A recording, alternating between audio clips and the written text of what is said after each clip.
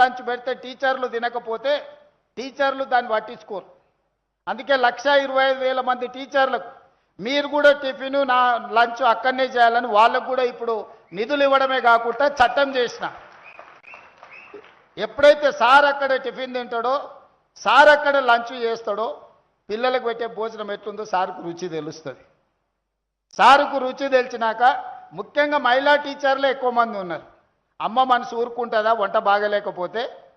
ఏ పిల్లలైనా తల్లులు తమ పిల్లలాగానే చూస్తారు. కానీ వండిన వంట ఉప్పు కారం చక్కగా లేకపోతే ఏ అమ్మ ఊరుకోదు. బళ్ళో ఆమె టీచర్ ఉండొచ్చు కానీ ఇంటికి పోతే ఆమె కూడా తల్లే కదా.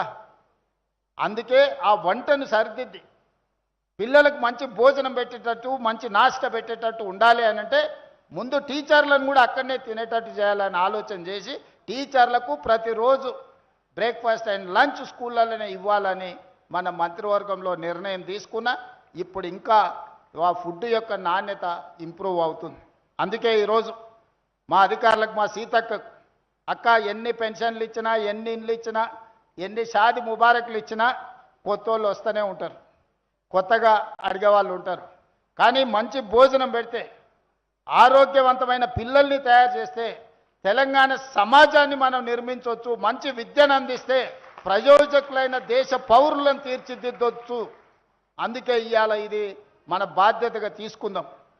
ఇప్పటికిప్పుడు వాళ్ళకు ఓటు లేదు, వాళ్ళు ఓటు వేయరు. ప్రభుత్వం ఎప్పుడు కూడా ఏం ఆలోచన చేస్తుంది? ఓటు ఎవరు ఇస్తారో వాళ్ళకే పథకాలు అంటారు. కానీ ఈసారి నేను అట్లా ఆలోచన చేయలే. ఈ పిల్లల ఆరోగ్యం పట్ల, ఈ పిల్లల చదువు పట్ల, ఈ పేద పిల్లల భవిష్యత్తు పట్ల ఈ రాష్ట్ర ప్రభుత్వం ప్రత్యేకమైన శ్రద్ధ తీసుకుంటుంది. నేను మీ సోదరుడిగా మా ఆడబిడ్డలందరికీ మాటిస్తున్నా, మీ పిల్లలకు నాణ్యమైన భోజనమే కాదు, నాణ్యమైన విద్యను అందించే విధంగా ఈరోజు ఈ రాష్ట్ర ప్రభుత్వం పని చేస్తుంది. మీ భవిష్యత్తు మా భవిష్యత్తు. రకరకాల సమస్యలతో మనం ఇక్కడికి వచ్చినాం. ఈడున్న 90% మన సగ జీవితం గడిచిపోయింది, ఇంకా కొంత సగమే మిగిలింది. కానీ ఆ పిల్లల మొత్తం భవిష్యత్తు ఈరోజు మన చేతుల్లో ఉంది. ఆ పిల్లలు 100 ఏళ్ళు ఆరోగ్యవంతంగా ఉండాలి అనంటే, ఆ పిల్లల ఆరోగ్యాన్ని కాపాడాలి అనంటే ఇలాంటి సంస్థలు రావాలి. నాణ్యమైన భోజనం, నాణ్యమైన ఫుడ్ వాళ్ళకు అందించాలి. దానికోసం ప్రభుత్వం వైపు నుంచి అన్ని రకాలుగా సహకారం అందిస్తాము. అధికారులకు కూడా నేను స్పష్టంగా సూచన చేస్తున్నా, క్వాలిటీలో కాంప్రమైజ్ కాకండి, క్వాలిటీని ఇంప్రూవ్ చేయండి. ఇంకా మీకు అదనంగా ఇంకేమైనా ప్రభుత్వం వైపు నుంచి మద్దతు కావాలన్నా రాష్ట్ర ప్రభుత్వం మీకు అండగా నిలబడుతుంది. ఆ పిల్లల భవిష్యత్తే తెలంగాణ రాష్ట్రం యొక్క భవిష్యత్తు. ఆడబిడ్డలు ఆనందంగా ఉంటే ఆ కుటుంబానికి ఇంకా 1 గంట ఎక్కువ సమయం కష్టపడి ఆ కుటుంబం కోసం పనిచేస్తారు. కాబట్టి వీళ్ళందరినీ కూడా ఒక మంచి మనసుతోని మనం ఆదుకొని ఈ ప్రభుత్వం వాళ్ళని కాపాడుకోవాల్సిన బాధ్యత మన మీద ఉన్నది. తప్పకుండా చేద్దాం.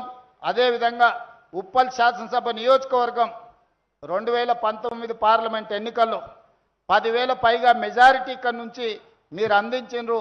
నేను సరిగ్గా 10,639 ఓట్లతోటి పార్లమెంట్ సభ్యుడిగా గెలిచిన. ఆ రోజు పార్లమెంట్ సభ్యుడిగా